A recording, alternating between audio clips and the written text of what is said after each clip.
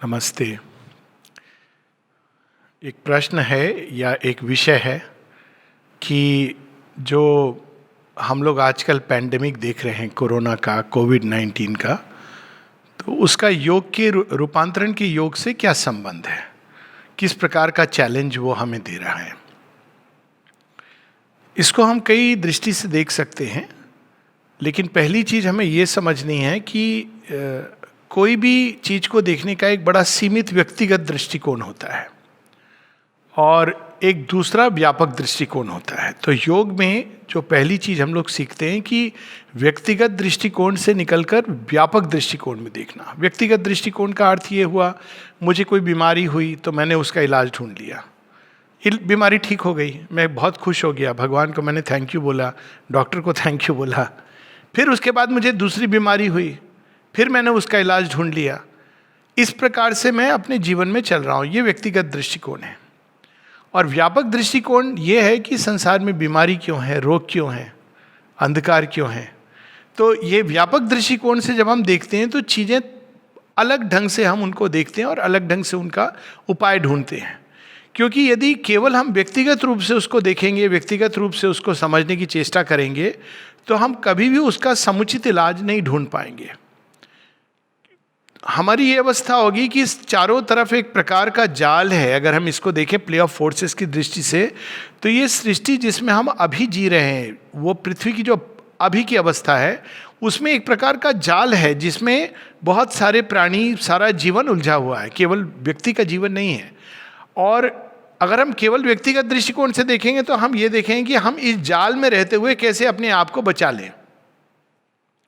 परंतु व्यापक दृष्टिकोण तो ये है, और योग, रूपांतरण योग की दृष्टि से अगर हम देखें तो ये जाल जो लोअर नेटवर्क ऑफ फोर्सेस है वो एक हायर ल्यूमिनस नेटवर्क में बदल जाए। यानी कि जो बॉन्ड्स है जिनको हम जैसे अगेन हम पुराने योग के और रूपांतरण योग की दृष्टि से देखें तो पुराने योग में हर चीज़ को एक बंधन है, बंधन है, बंधन है, इसको काट दौड़ चले जाओ। लेकिन इस योग में इसी बंधन को धीरे धीरे धीरे इनटू गोल्डन बॉन्ड्स, सात्विक गोल्डन बॉन्ड नहीं, डिवाइन बॉन्ड्स, उसमें रूपांतरण करना, ये एक बहुत अद्भुत चीज़ है।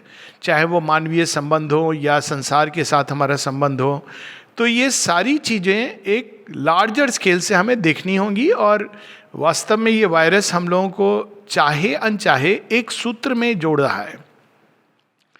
अनफॉर्चुनेटली किस तरह के सूत्र में? भय के कारण।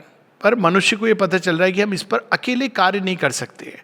तो एक कॉमन एक्शन में सब लोग जुड़ गए हैं, एक बड़े विचित्र ढंग से। और कई लोग परेशान हो रहे थे कि एक और देखो वर्ल्ड वार होने की संभावना, एक और ये है। लेकिन वास्तव में इस वायरस ने कुछ समय के लिए कम से कम टाल दी है ये संभावना, क्योंकि लोग अभी व्यस्त हो गए हैं दूसरी समस्या में, और शायद एक गहरी दृष्टि डेवलप होगी। खैर, इसके पहले कि हम किसी चीज़ के प्रति प्रतिक्रिया करें, हमारा पहला टास्क ये होना चाहिए टू अंडरस्टैंड करेक्टली। हम लोग क्या करते हैं, हम अंडरस्टैंडिंग किए बिना प्रतिक्रिया करते हैं। यानी वायरस है ये, हमने स्वीकार कर लिया कि वायरस है, साइंटिफिक अंडरस्टैंडिंग है उसकी, और अब प्रतिक्रिया हम स्पिरिचुअल करना चाहते हैं कि ठीक है, हम अपने अंदर भय नहीं लाएंगे, हम ये नहीं लाएंगे, हम अपने आप को प्रोटेक्ट करेंगे, या साइंटिफिक प्रतिक्रिया करना चाहते हैं, हाथ को धोएंगे, मुंह पर मास्क पहनेंगे, इत्यादि इत्यादि। लेकिन पहला स्टेप ही हमारा गलत है। वायरस क्या है, और वायरस से भी ज़्यादा, इससे भी बड़ा प्रश्न जो हम लोगों को करना चाहिए, ये प्रश्न भी करेंगे, लेकिन इससे भी बड़ा प्रश्न कि संसार में रोग क्यों है, मृत्यु क्यों है, इसका ओरिजिन कहाँ है। और जब हम इसके ओरिजिन में जाएंगे तो हम देखेंगे कि ये वायरस तो एक छोटी सी चीज़ है, और अगर हम इसके ओरिजिन पे जाकर के चीज़ों को नहीं ठीक करेंगे तो ये रूप बदल के आएगा।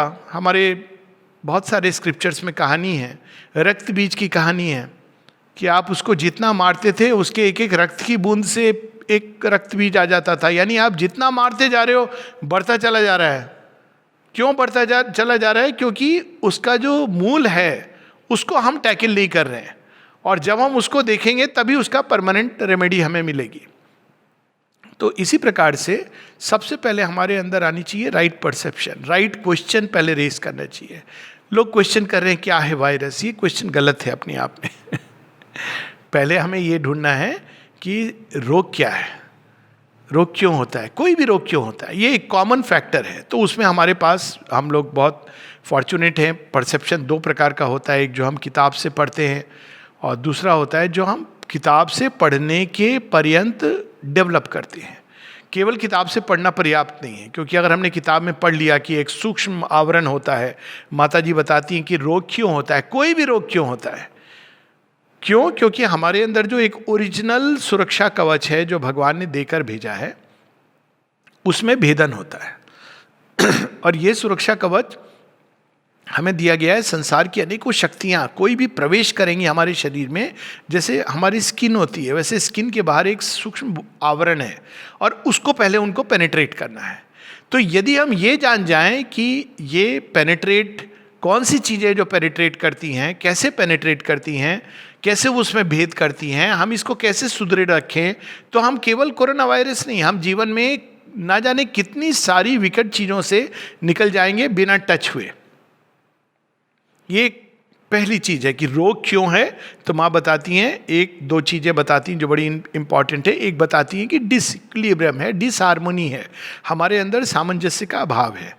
और ये अगर हम देखें वायरस ये क्यों आया है, हमारे अब व्यक्तिगत जीवन और संसार के जीवन के बीच एक असामंजस्य है। ये असामंजस्य के रूट में क्या है, हम देखते हैं कि वही प्रॉब्लम है जिसके कारण सारे प्रकार के वेरियस लेवल्स पे हमारे रोग आते हैं।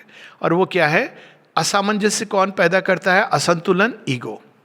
ईगो क्या चाहती है, सब चीज मेरे लिए। तो अगर हम देखें पिछले 200-300 साल से और जो बढ़ता जा रहा है पिछले कुछ वर्षों में, डिकेड्स में, उपभोक्तावाद, ये चीज़ें किस लिए, मेरे एंजॉय करने के लिए। अब एक पूरी फिलॉसफी एक इस प्रकार की, अनफॉर्चुनेटली रिलीजियस फिलॉसफी के नाम से, भारतवर्ष में ये नहीं रहा है, सनातन धर्म में ये भाव कभी नहीं था, सर्वे भवन्तु सुखिनः सर्वे सन्तु निरामया। किंतु ऐसी फिलॉसफीज़ हैं, रिलीजियस फिलॉसफीज़, जो ये कहती हैं कि भगवान ने मनुष्य को बनाया और ये सारे जो बनाए जो जीव जंतु, इनको मनुष्य को एंजॉय करने के लिए बनाया। और वो इस हद तक चले जाते हैं कि पुरुषों को स्त्री को एंजॉय करने के लिए बनाया, इस हद तक चले जाते हैं, माने इसकी कोई सीमा नहीं है। तो जब इस प्रकार की विकृत मानसिकता से, क्योंकि ये विकृति है यानी एक एक्सट्रीमली ईगोसेंट्रिक एटीट्यूड, उसके कई परिणाम होते हैं। एक ये भी परिणाम होता है कि भगवान ने सृष्टि बनाई हमारे अहंकार की पुष्टि के लिए, भगवान से भी हमारे संबंध अहंकार से जुड़ता है, मेरे लिए क्या होगा, मेरा क्या लाभ होगा, मुझे क्या मिलेगा, इत्यादि इत्यादि। तो जब हम इस प्रकार से संबंध जोड़ते हैं सृष्टि के साथ, मानो सृष्टि केवल हमें केंद्र में रख के बनाई गई है, तो हम धीरे धीरे धीरे एक असामंजस्य के रूप में उड़ चले जाते हैं। साधारण सा उदाहरण ले लें कि जन्म से हमको ये सिखाया जाता है अनफॉर्चुनेटली। तो अब उसका क्या होता है, हम किन लोगों को अपने पास मित्र बनाते हैं, जो हमारे अहंकार की तुष्टि करते हैं, जो फ्लैटर करते हैं हमको। हम क्या चीजें फॉलो करते हैं जिससे हमारे अहंकार का साम्राज्य बढ़ेगा, हम उन चीजों के पीछे जाते हैं जो हमारे ईगो को पोषित करेंगी।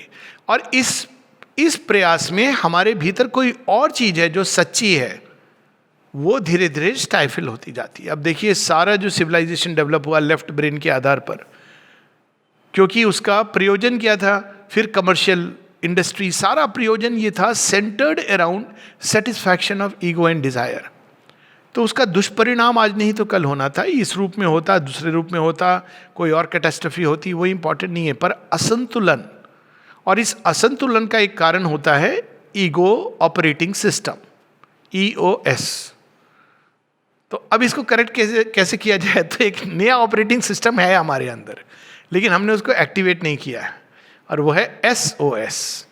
तो ईगो ऑपरेटिंग सिस्टम की जगह soul operating system, spirit operating system, put it in whatever वे।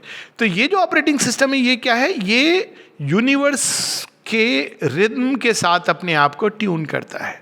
कल भी इसकी बात हो रही थी कि हम क्या करें जीवन में। लोग अक्सर ये एक प्रश्न करते हैं, ये प्रश्न आता ही क्यों है, मुझे तो समझ नहीं आता कि ये प्रश्न क्यों आता है। ये प्रश्न इसलिए आता है क्योंकि हमारा जो ओरिजिनल SOS है वो करप्ट हो चुका है बचपन से। बचपन के पहले भी बच्चा गर्भ में ही है, उसका भविष्य डिसाइड हो गया है, माँ बाप ने डिसाइड कर दिया है कि क्या करेगा। तो उसको अपने उस रियल जो स्वधर्म है, जिसके थ्रू वो यूनिवर्स के साथ ट्यून होगा, रिद्म में आएगा, वो सब फाइल करप्ट हो गई है। जो बचा खुचा रहता है वो टीचर पूरा कर देते हैं, जब वो क्लासरूम में जाता है तो वो और पूरा। तो जब तक वो बाहर आता है इन सब से, तो टोटली एक कंफ्यूज डिसोरिएंटेड व्यक्ति है, लेकिन उसको ये महसूस हो रहा है कि मैं जानता हूँ। ये बहुत भयानक अवस्था है। अज्ञानी जो जानता है वो अज्ञानी है, कोई समस्या नहीं है, लेकिन अज्ञानी जो ये समझता है कि मैं ज्ञानवान हूँ, बड़ी भयानक समस्या है। ये हमारी शिक्षा हमारे अंदर ये पैदा करती है। तो ये हमको अपना ऑपरेटिंग सिस्टम बदलना है। दूसरा, हमको वे उपाय करने हैं जो हमको सुदृढ़ कर सकें किसी भी अवस्था में।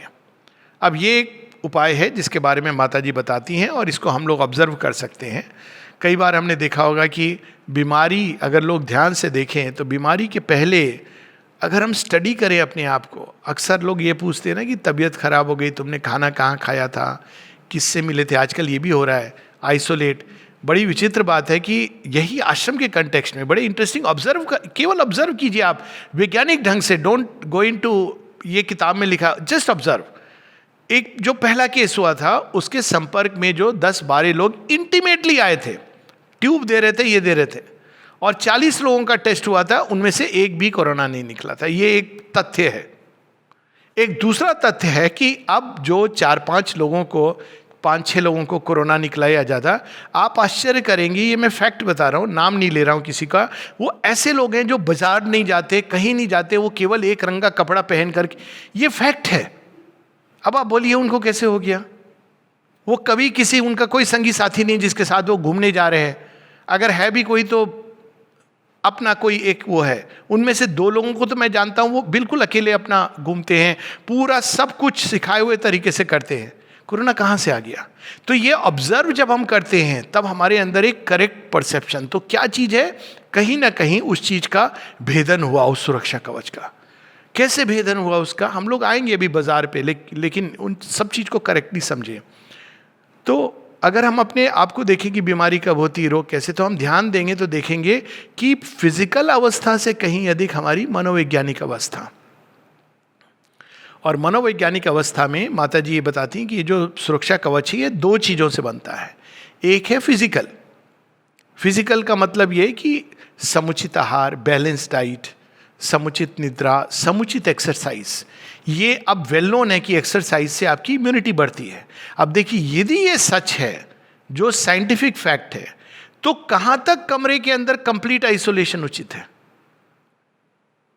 ये आप विचित्र चीज, यानी आप बीमार हो, ठीक है, आप दूसरों को ट्रांसमिट नहीं करोगे, ये एक विचार है, लेकिन आपने कंप्लीटली शट कर दिया कॉन्टैक्ट्स को भी, यानी उनके पास जो अवसर था अपनी इम्यूनिटी को बढ़ाने का, वो भी आपका खत्म हो गया। तो ये जब हमारी परसेप्शन फियर ड्रिवन होती है, अभी क्या हो रहा है, हमारी राइट अंडरस्टैंडिंग क्यों नहीं चल रही है? Fear driven. फियर ड्रिवन क्या होती है? नहीं, अगर जाओगे 1% चांस है, 2% कि आप किसी को इन्फेक्ट कर दोगे, यही है ना रिस्क।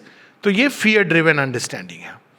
पर अगर ऑब्जर्व करोगे तो देखोगे कि यदि हम समुचित, लोगों को क्या सिखाना चाहिए कि समुचित आहार लें, समुचित निद्रा लें। समुचित निद्रा की डेफिनेशन ये नहीं 10 घंटे में सो रहा हूँ, समुचित निद्रा।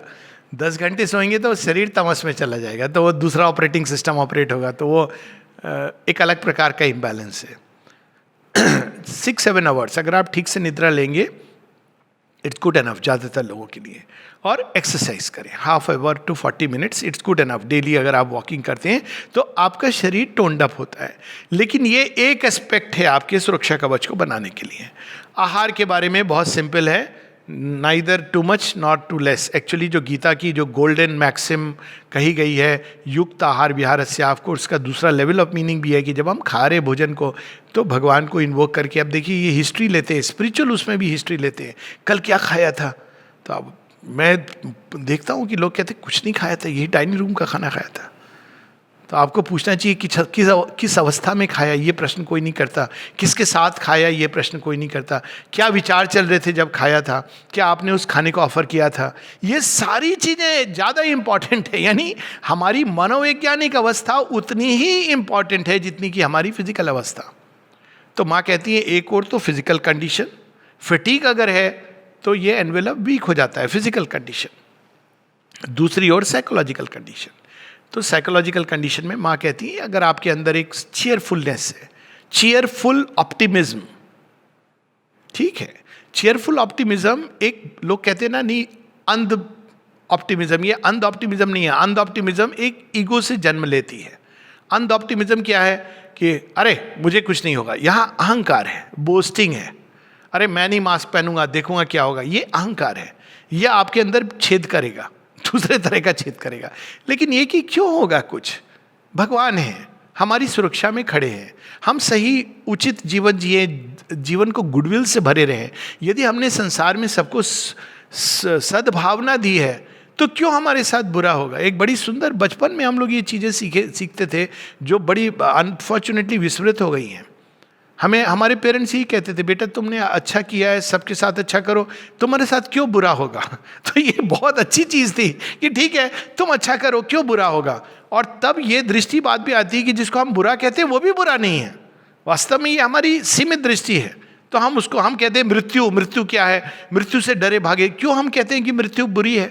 आफ्टर ऑल आपका कंप्लीट ऑर्गन ट्रांसप्लांट है, नया free of cost by the way, और नया जीवन है, नई उमंग है, नई तरंग है। मृत्यु से भी क्यों हम भयभीत होते हैं। रोग, आप आइसोलेट हो जाते हो, हम क्यों भयभीत होते हैं उससे। क्या आइसोलेशन इतनी बुरी चीज है। हमारी जीवन की गति बदल जाती है। तो इस तरह से अगर हम देखें तो हमारी साइकोलॉजिकल स्टेट, माँ कहती है चीयरफुल ऑप्टिमिज्म। दूसरा फेथ, करेज। करेज एक बहुत बड़ी चीज है, जो करेज एक अग्नि के समान है जिसके आसपास कई चीजें नहीं भटक सकती हैं। और उसके कंट्रास्ट में कौन सी चीजें जो इसमें छेद करती हैं, जो आजकल घूम रही हैं। तो हमें प्रश्न ये नहीं करना चाहिए। कई बार लोग पूछते हैं कि वायरस कब जाएगा, सूतसेयर की तरह। तो मैं कहता हूँ भविष्यवाणियाँ बहुत हो गई, लेकिन वायरस तब जाएगा, अब जो स्थिति है वायरस तब जाएगा जब भय चला जाएगा मनुष्य के हृदय से। भय रहेगा तो वायरस रहेगा। अब ये तो ये नारद मुनि की भविष्यवाणी जैसी है कि कंस का राज्य कब खत्म होगा, जब एक बच्चा पर्वत को उठा लेगा तो कंस का राज्य समाप्त हो जाएगा। ये क्या हमें दिखा रहा है। मास्क पहन करके कौन है पीछे। अगर स्पिरिचुअल कॉन्शियसनेस की दृष्टि से देखें तो सब मास्क के पीछे हमको क्या देखना है, भगवान को देखना है। ये भारतवर्ष की, Shri Aurobindo essays on the Gita में बताते हैं कि भारतवर्ष में, सनातन धर्म में कई बड़ी बड़ी अद्भुत सुंदर बातें हैं। एक सुंदर बात क्या है, हम मृत्यु के पीछे भी किसको देखते हैं, काली। हम काली, ठीक है, काली तो गॉडेस हैं जो पूरा प्रलय मचा दे। कृष्ण, गीता का ये पार्ट मुझे बहुत अद्भुत लगता है कि श्री कृष्ण किस रूप में सामने आते, जो हमेशा मनमोहना इत्यादि, चक्रधारी भी नहीं कहते अपने आप को कि मैं चक्रधारी हूं, कहते काल हूं, मैं तुम्हारा विनाश करने आया हूं। क्या बता रहे हैं श्री कृष्ण, कह रहे कि काल भी तुम्हारे सामने आए तो मेरी मुस्कान को देखो। तो जब तुम ढूंढ लोगे ना, जैसे वो छुपन छुपाई का खेल, कृष्ण जी ये क्या आप ये रूप धर के हमारे सामने क्यों आ रहे, तो क्या कहेंगे, पहचान लिया तूने, लेट द मास्क डाउन। तो ये एक दृष्टि हमको डेवलप करनी है कि हर चीज के पीछे, हर एक अवस्था के पीछे हमें उस एक को देखना है। ये मास्क है, और जब तक हम मास्क से उलझे रहेंगे तो प्रकृति तो कितने मास्क बनाती है भगवान को छुपाने के लिए, अनगिनत। एक वायरस से परेशान हो रहे, कितने मास्क, कितने वायरस उसके अंदर, चाहे इस लैब में उस लैब में, वो एक अलग चीज है, वो बनाएगी। और रूट में क्या होगा, वही चीज होगी, ईगो, ग्रीड। उसको आप टैकल नहीं करेंगे तो असंतुलन होता रहेगा। तो इंडिविजुअल संतुलन यानी एक हार्मोनियस लाइफ, सुंदर जीवन, भय मुक्त जीवन। अब लोग कहते हैं नहीं भय तो आएगा, नेचुरल है। क्यों नेचुरल है, किस चीज का भय, मृत्यु। क्या कोई पहली बार कोई चीज घटना घट रही है, आश्चर्य था मुझे, 80 साल के लोग भी मृत्यु। अरे कोई पहली बार घटना घट रही है, केवल आपके साथ घट रही है तो आप डरे हुए हो, समझ आता है। जो घटना जीवन के साथ जुड़ी हुई है, असंख्य बार जड़ चुकी।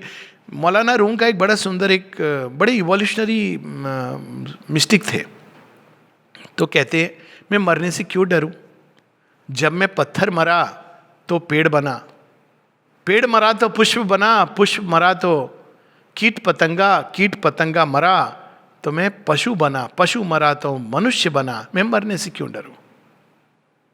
तो एक इवोल्यूशन हो रहा है। डर इससे होना चाहिए कि हमने जीवन कैसा जिया। प्रश्न ये पूछना चाहिए, प्रश्न ये नहीं कि मृत्यु के बाद क्या होता है, कोई हमको बता दे।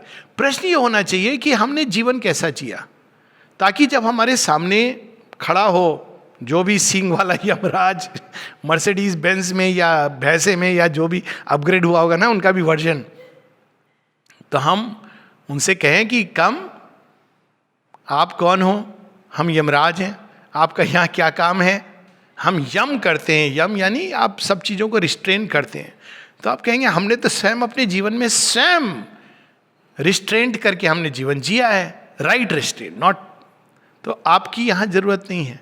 तो कौन चाहिए? हमको भगवान चाहिए। भगवान आए, हम जाएं आराम से उनके साथ। अगर सारे जीवन हमने भगवान का स्मरण, गीता में कितनी सुंदर बात कही गई है, ये क्यों हम भूल जाते हैं कि मरण, कैसे मृत्यु को वर्ण करना चाहिए।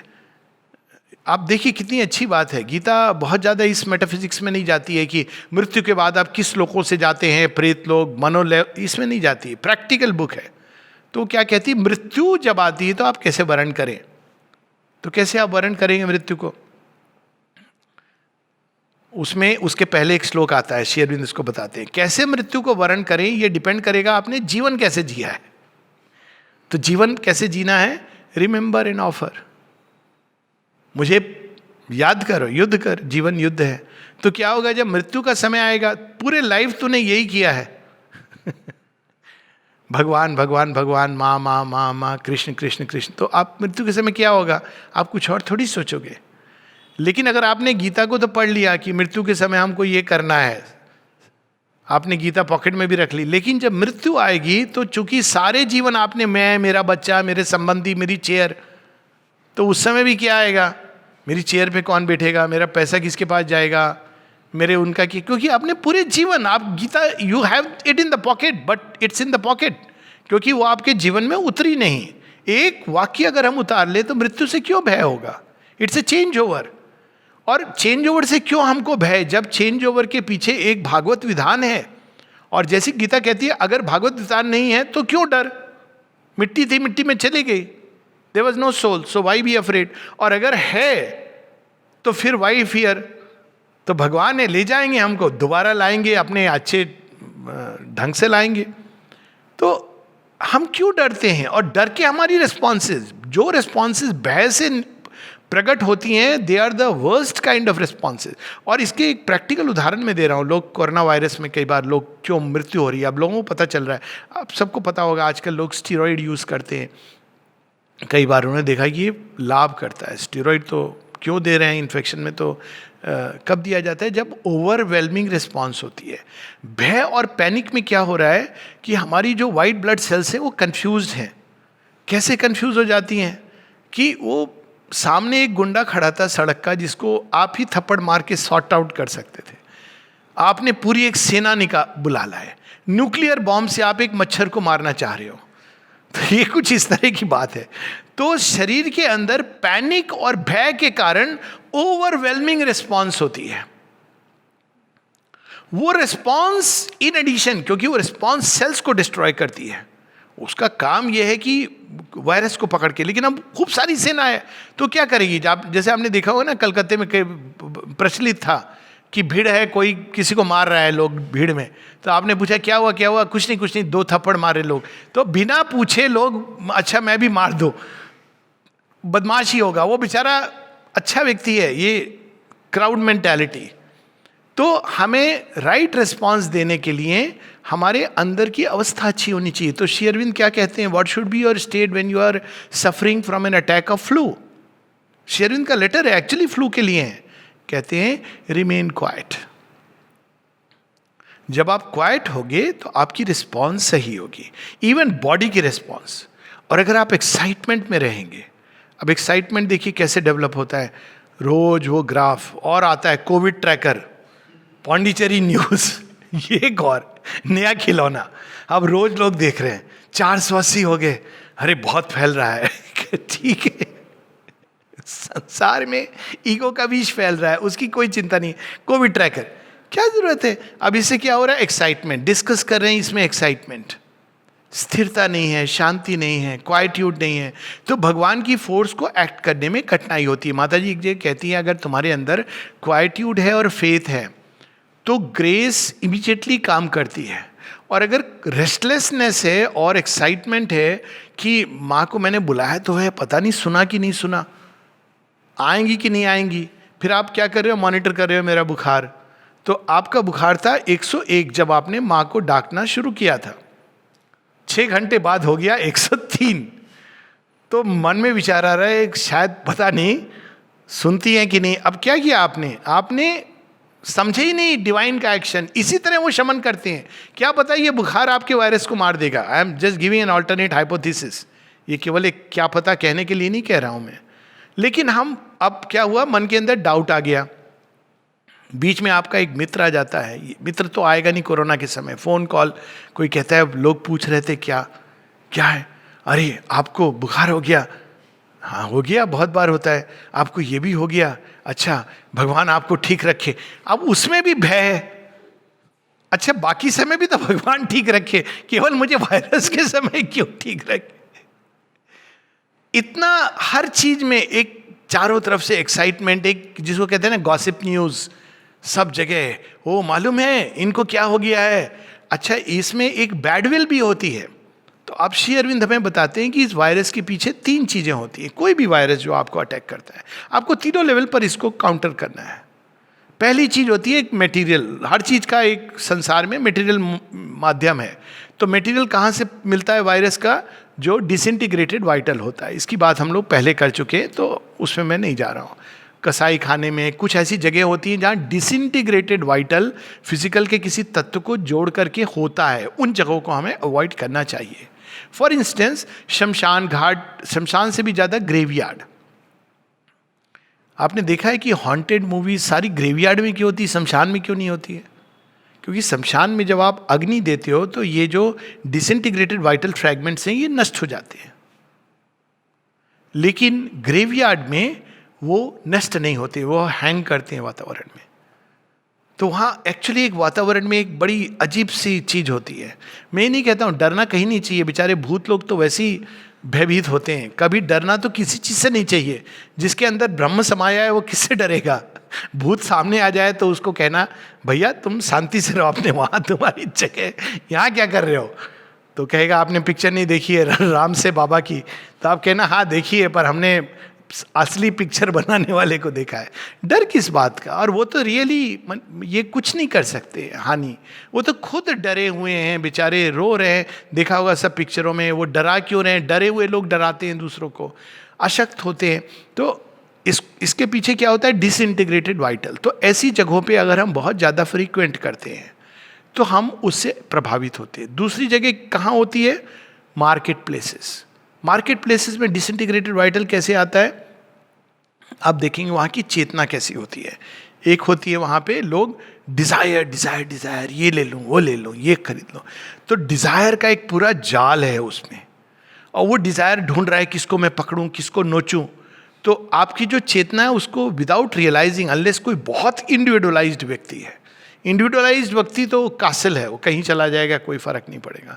नहीं तो वो चीज़ें आपको धीरे धीरे आपके शरीर के ऊपर पुल करती हैं। इसका आभास भी हम एक्सपीरियंस करते हैं। कैसे? आप मार्केट जा रहे थे, अचानक आपके मन में आता है ये ले लें, है ना? फिर आपकी नज़र इस दुकान पे गई, फिर दूसरी दुकान पे गई। एक्सपीरियंस किया ना क्या हो रहा है? वो कोई चीज़ आपको पुल कर रही है। तो आपके प्राण तत्व जो डिज़ायर का है वो हमारे अंदर के फिजिकल बीइंग के कुछ कुछ, चाहे वो अणु क्यों ना हो, उनको पुल करता है, और वो मिलके वायरसेस ये पूरे संसार में फैले। माँ इसके बारे में पूरा कहती हैं कि पेरिस की सिटी का एटमॉस्फेयर इतना ख़राब है। अब ये सभी बिग सिटीज़ का है। आपने ये नोटिस किया है कि वायरस मैक्सिमम कहाँ पे फैल रहा है? ओवर क्राउडिंग बिग सिटीज़, क्योंकि वो सेंटर्ड कहाँ है? Around desires. तो वो डिज़ायर की जगहों पे अगर आप जाएंगे तो मार्केट प्लेस नहीं जाना डर के कारण नहीं, ये एक अच्छी पॉलिसी है। जितनी ज़रूरत है उसके लिए जाना, फोकस्ड होके जाना। मुझे ये खरीदना है, गए एक दुकान में, आप आ गए। लेकिन अगर आप घूमने के लिए जा रहे हैं, तफरीह करने के लिए, तो ये मॉल्स, सिनेमा हॉल्स, ये सब जगह ब्रीडिंग ग्राउंड होती हैं, रेस्टोरेंट्स, बिल्कुल जो जो चीजें, इवन रिलीजियस प्लेसेस में कैसे कौन सा वायरस घूमता है, वहां भी डिजायर का वायरस घूमता है। सासें मिलकर के कहती मेरी बहू इससे बुरी कोई नहीं है, बहुएं मिलकर कहती मेरी सास देख रही है वहां पर खड़ी हुई, और सब देख रहे हैं एक दूसरे को। ये मंदिर नहीं, मंदिर मस्जिद सब जगह, पूरी रिलीजियस प्लेसेस करप्ट हो गई हैं। भगवान मुझे ये दे दो, वो दे दो, क्या है रिलीजियस प्लेसेस में? डिजायर्स। तो आप तो चले आए, लेकिन वो डिजायर वहां घूम रही हैं। दूसरा व्यक्ति आया, वही डिजायर उसके अंदर आ गई, फिर आपने जाके, तो ये जो प्लेस, मैं ये नहीं कहता हूं सारे स्थान ऐसे होते हैं, लेकिन ये करप्ट हो गई है ओरिजिनल फाइल। तो ये वे सारी चीजें, भोजन की जगह क्या होता है, क्या डिस्कशंस होते हैं, किन चीज़ों पे व्यक्ति टिका हुआ है, तो ये सारी स्थानों पे डिसइंटीग्रेटेड वाइटल फ्रैगमेंट्स रहते हैं, और कोई भी वायरस इसको यूज कर सकता है अपने आप को कपड़ा वस्त्र पहनने के लिए। दूसरी चीज उसके पीछे होती है, श्री अरविंद बताते हैं, सजेशन भी बड़ा स्ट्रांग है। अभी सबके अंदर वायरस दिखाई दे रहा है। कोई एक छींक आ गई किसी को, आपको लगता है कि ये अभी तो चोरों को बचने का सबसे अच्छा तरीका है, पुलिस पकड़ने आए तो छींक दो वो पास नहीं आएगा। यानी इतना अधिक सजेशन है इसका सारे वातावरण में कि आपकी मास्क थोड़ी सी ऐसे नीचे है तो लोग देख रहे हैं कि ये व्यक्ति वायरस लेके घूम रहा है, फैला रहा है। ये सजेशन का एक जाल बिछा हुआ है। आप प्रवेश करेंगे, आप बाहर निकलेंगे तो वो सजेशंस का वर्ल्ड है, और ऊपर से लोग आके आपको बोलेंगे देखो तुम ये नहीं कर रहे हो, ये बहुत बुरी बात है, गलत बात। सजेशंस, हम उनके इंस्ट्रूमेंट बन रहे हैं इन फोर्सेस के, फॉल्सूट के, इनकॉन्शियंट के। तीसरी चीज होती है बैडविल। बैडविल क्या आती है, उसकी हम लोग बात कर रहे थे। मन के अंदर है कि इसको होना चाहिए,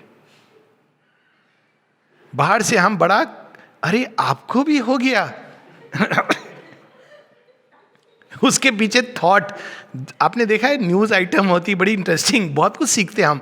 टीवी में एक न्यूज चल रही है ना, उसके नीचे आप देखेंगे कि कोई और न्यूज अंडर करंट में चल रही है, तो कभी कभी आप कंफ्यूज हो जाते हो कि इसको देख के अगर आप इसको देखते हो तो आपको लगता है ये क्या इम्बैलेंस है ना।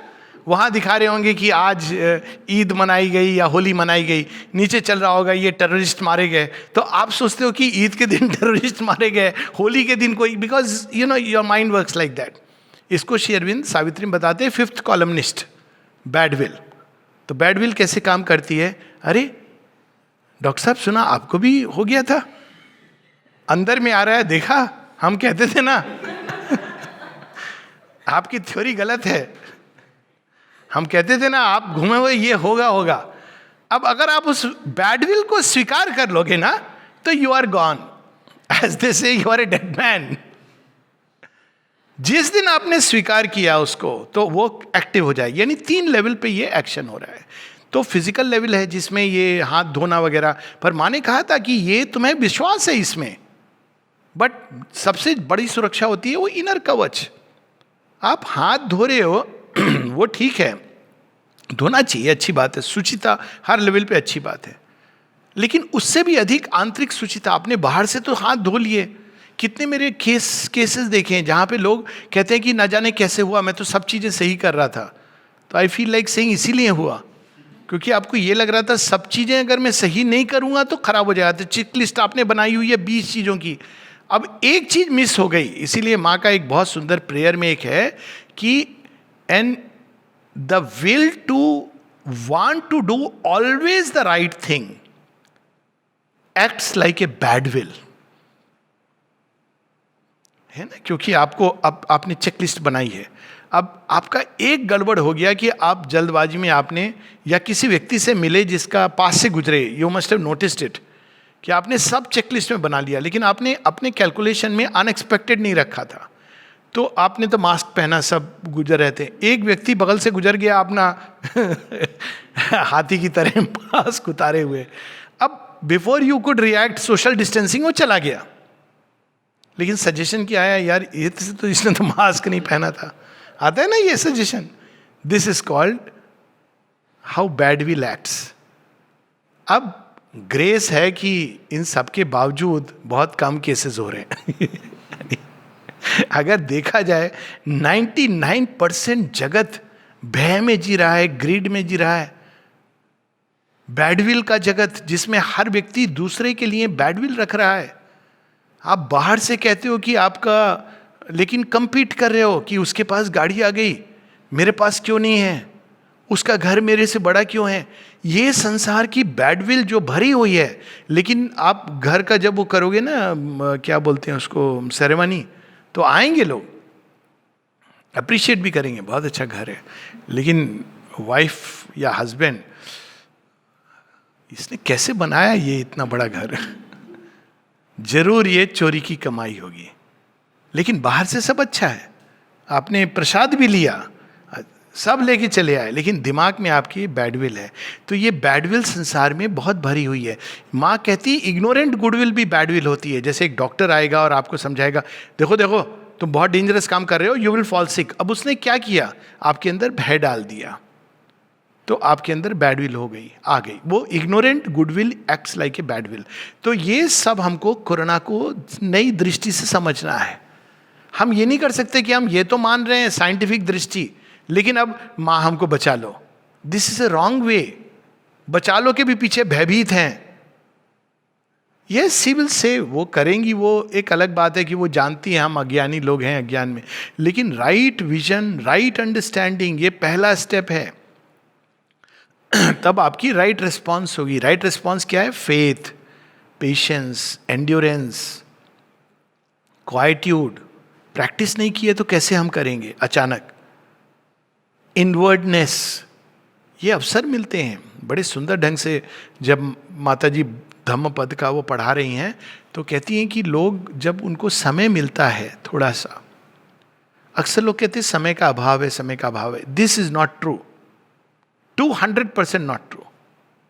समय का अभाव नहीं है, समय की प्रायोरिटी नहीं है. आपने किन चीजों को वैल्यू किया हुआ है.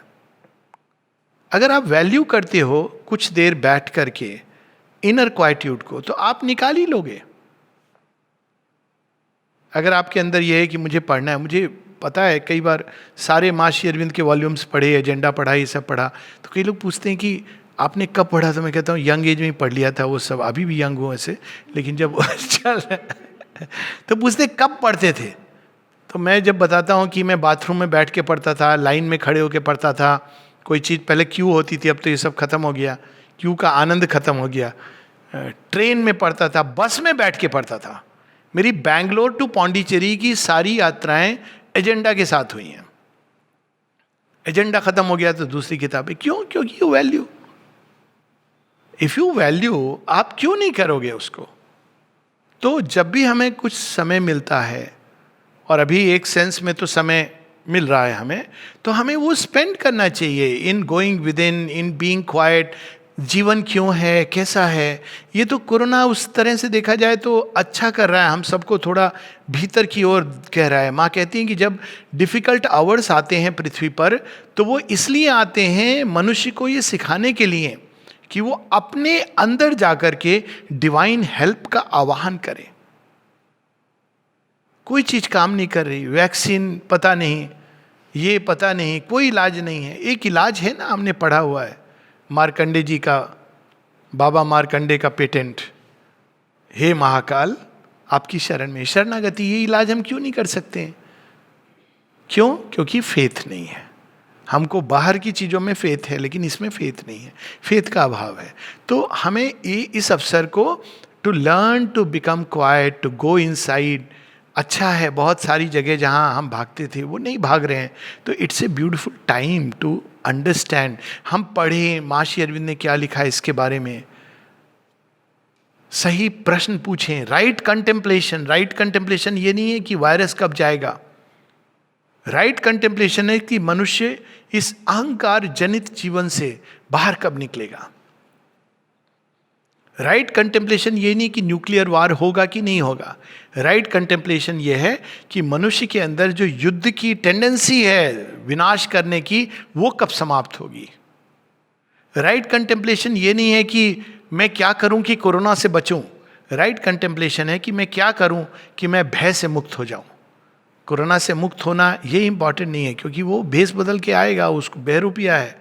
ऑलरेडी आप देखिए 10-12 म्यूटेशन हो चुके हैं, ओरिजिनल वाला नहीं रहा। तो राइट कंटेम्पलेशन, राइट अंडरस्टैंडिंग, ये धम्मपद में है ना, 8 पाथ, माता जी उसमें बताती हैं। राइट रिस्पॉन्स, क्वाइट होकर के, जितने भी क्वाइट रिस्पॉन्स होते हैं उसमें शक्ति होती है।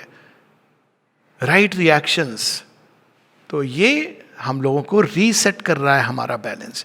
हम बहुत अधिक बहिर्मुखी होकर जीवन जी रहे थे, बहुत अधिक डिजायर और ईगोसेंट्रिक जीवन जी रहे थे। तो ये हमें बाध्य कर रहा है जीवन के, जब व्यक्ति मृत्यु से कन्फ्रंटेड होता है ना, मृत्यु की संभावना से, तब वो अमृतत्व को खोजता है। जब वो ये सोच के चलता है नहीं मुझे तो मृत्यु नहीं आएगी, बगल वाले को आती है, तब क्या होता है, वो रिटायरमेंट के बाद सोचता है कि अरे हाँ मृत्यु तो मेरी भी आ सकती है, या कोई बीमारी होती है तब सोचता है। तो राइट कंटेम्पलेशन उस समय क्या है, ये नहीं कि कंप्लेंट करना भगवान ने क्या ये संसार बना दिया, अचित अंधकार है। राइट कंटेम्पलेशन इज मैं क्या उपाय करूं कि मैं मृत्यु से मुक्त हो सकूं, अमृतत्व को प्राप्त कर सकूं। और ये उपाय हैं हमारे यहाँ। अज्ञान से मुक्ति is to be free from suffering and pain. यही तो उपाय है, उपनिषदों में है, माता जी श्री अरविंद बताते हैं, सब जगह उपाय है। अचित अज्ञान अंधकार से मुक्ति। और अज्ञान यहाँ कोई इंटेलेक्चुअल अज्ञान की बात नहीं है। हम आइडेंटिफाइड है ईगो सेल्फ से, हम सो एंड सो हैं, दिस इज अज्ञान। यही तो स्फिंक्स का क्वेश्चन है, who are you. Vision of science में श्री अरविंद बताते हैं, वही हम लोग देख रहे हैं और वही उसी से हम लोग समाप्त कर सकते हैं। एक श्री अरविंद की पोयम है विजन ऑफ साइंस, उसमें बताते हैं, ये 1900 ऐसे कुछ लिखिए कि a century's progress was before my eyes. वो देख रहे हैं 100 वर्ष उसके भी आगे, और उसमें बताते हैं कि मैं देख रहा हूँ कि विज्ञान ने बहुत प्रगति कर ली है, और उसके जो कार है, इंजन है, वो इस विद्युत ऊर्जा से चल रही है, नए प्रकार की ऊर्जाएं हैं उससे चल रही है, यहाँ जा रहा है वहाँ जा रहा है, जल के अंदर चला गया, आकाश को भेद गया, सब देख रहे हैं वो। और वहीं पर रिलीजन की देवी पीछे जा रही हैं। साइंस की एज के पहले क्या था, जिसको अनफॉर्चुनेटली कहते हैं कि ब्लाइंड ये वगैरह, वो कहते हैं ना history written by the victors, ये एग्जाम्पल है कि उसके पहले तो केवल अंधविश्वास था। तो रिलीजन की देवी को साइंस ने पछाड़ दिया है, और वो रिलीजियस देवी का समय आ गया, वो जा रही हैं, पर जाते जाते वो साइंस को सचेत करती हैं और दिखाते हैं। श्री अरविंद बताते हैं कि इन दोनों का जो वार्तालाप हो रहा है, एक थर्ड स्पिरिट पीछे खड़ी हुई है धूमिल अवस्था में। वो देख रही इन दोनों को कि ये दोनों का जब, पहलवानों का जब हो जाएगा तब मैं प्रकट होंगी। तो रिलीजन जाते जाते साइंस को कह रही है, thou thinkest term and for thee are not, but though thy pride is great thou hast forgot. एक चीज तुम भूल गई हो विज्ञान, तुम सोचती हो कि तुम अल्टीमेट हो। The sphinx that waits for thee besides the way, all questions thou must answer but one day, her question shall await thee that reply, for they who cannot die. She slays them and their mangled bodies lie upon the highways of eternity. अगर sphinx का प्रश्न जो चिर प्रश्न है, तुमने सब प्रश्न उत्तर दे दिए, कोरोना वायरस क्या होता है, वैक्सीन क्या होती है, क्या होता है, सब कुछ प्रश्न दे दिए, सारे स्क्रिप्चर्स पढ़ लिए, लेकिन एक चीज का उत्तर नहीं है। उसी प्रकार जैसे एक शक्ति नहीं है, एक ज्ञान नहीं है, वो कौन सी शक्ति है, विल कम टू दैट। लेकिन पहले कौन सा प्रश्न है, चिर प्रश्न है।